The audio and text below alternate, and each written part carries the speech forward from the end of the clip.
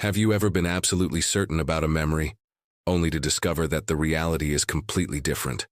Not just you, but millions of people sharing the exact same false memory. If so, you might have experienced the Mandela Effect. The name itself comes from one of the most famous examples.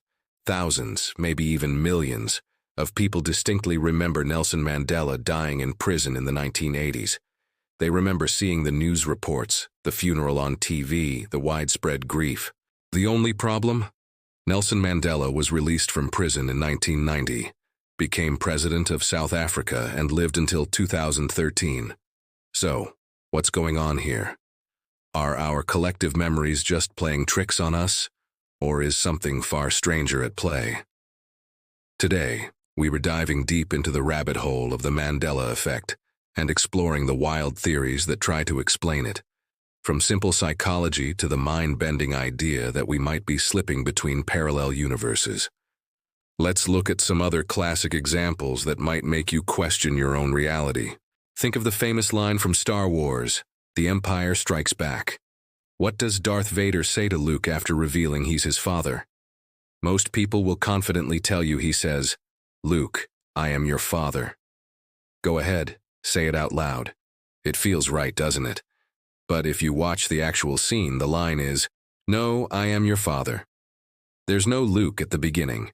It's a small change, but it's one that has baffled countless fans who swear they remember it differently.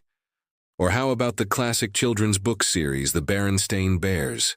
Wait, did I say that right? Many people are adamant that it was spelled Berenstain,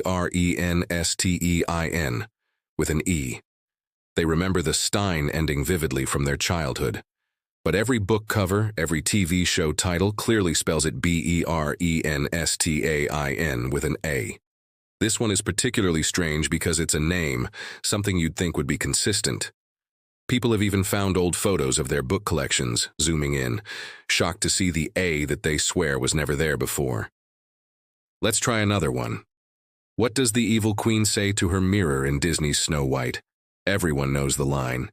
"Mirror, mirror on the wall, who is the fairest of them all?" It's one of the most iconic lines in film history.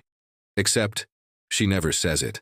The actual line is, "Magic mirror on the wall." The phrase "mirror, mirror" has been so pervasive in pop culture that it has completely overwritten the original dialogue in our collective minds. And it doesn't stop with movies and books. Think about brand logos. Do you remember the lovable Monopoly man, Rich Uncle Pennybags? Does he wear a monocle? Picture him in your head. A top hat, a suit, a cane, and a monocle over one eye, right? Wrong. He has never, in any official version of the game or its branding, worn a monocle. How about the popular shoe brand? Is it Skechers or Skechers? Many are sure there's a T in there, but there isn't. It's always been Skechers. Or the famous snack, Cheez-Its. Nope, it's Cheez-It, singular. These aren't just minor misspellings. They are deeply ingrained memories shared by a massive number of people. So this brings us to the big question. Why does this happen? The most straightforward explanation comes from psychology. Our brains are not perfect recording devices. Memories are malleable. They can be changed, influenced, and even created.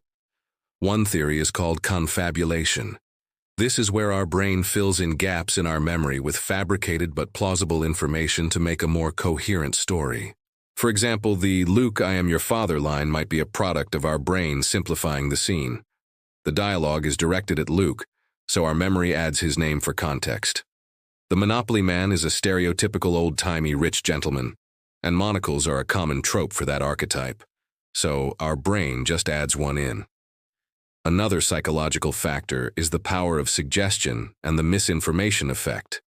Once an incorrect version of a fact, like "mirror, mirror," becomes popular, it spreads. We hear it in parodies, in other movies, in conversations. Over time, our original memory of the actual line gets overwritten by the more popular but incorrect version.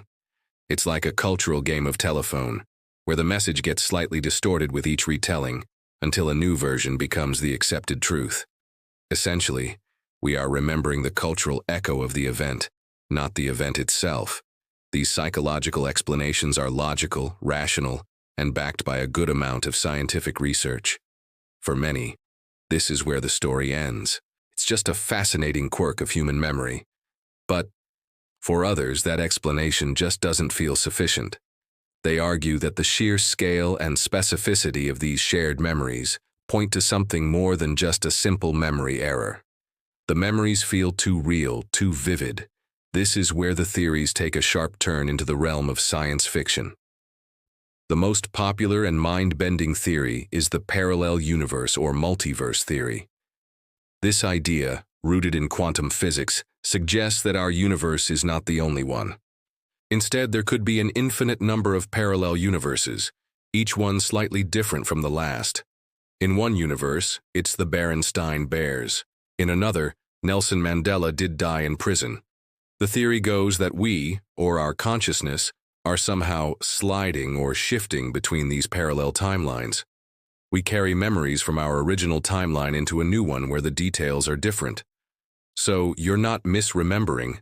You're actually remembering a fact that was true in the reality you came from.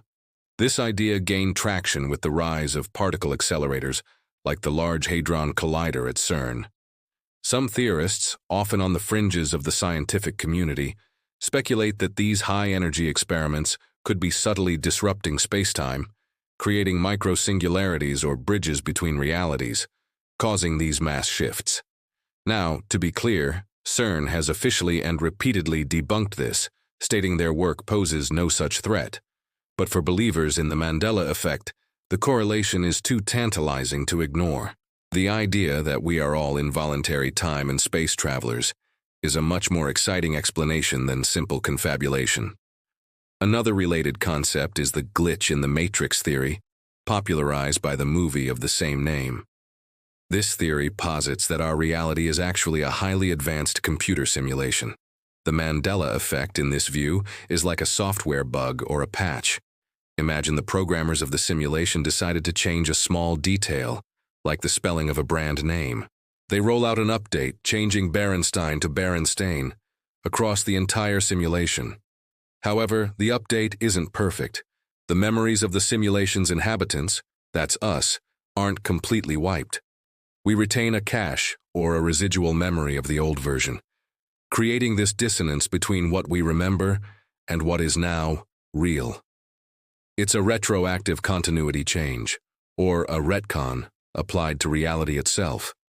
Of course, these theories are highly speculative and impossible to prove with our current scientific understanding.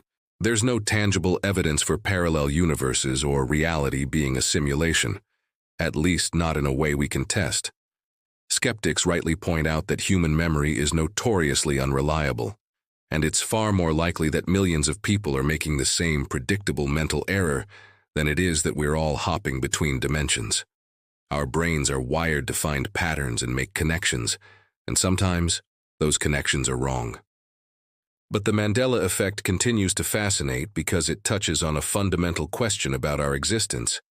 How do we know that what we perceive as real is actually real? It challenges our trust in our own minds and in our shared history. Whether it's a quirk of psychology, a glitch in the matrix, or evidence of alternate timelines, it's a powerful reminder that reality might be a lot stranger and a lot more flexible than we think. What do you think? Are we just misremembering things? Or have you perhaps woken up in a slightly different universe today? Let me know in the comments which Mandela Effect messes with your head the most. Thanks for watching, and don't forget to like and subscribe for more journeys down the rabbit hole.